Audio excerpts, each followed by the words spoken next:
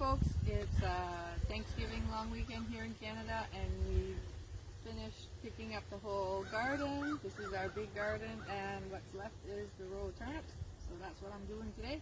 So come along and see what I'm picking. Ah, nice size. Smaller one. Some good sized turnips there.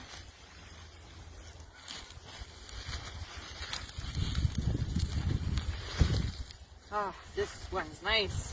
We're going to have lots of turnips to store this year. If you've seen my carrot video, you'll see how we stored our carrots. We're going to do the same thing with the turnips. A bit of damage. Okay, for a while there we weren't sure if we were going to have turnips. They weren't growing so well. Had to replant a few times. And they only really picked up their growth in August, I would say. This is a big one, but it's got some damage. We'll see when we look at it better. Oh. Woo! Look at this one.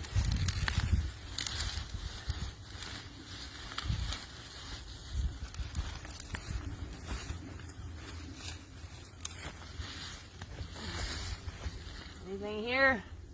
Nothing there.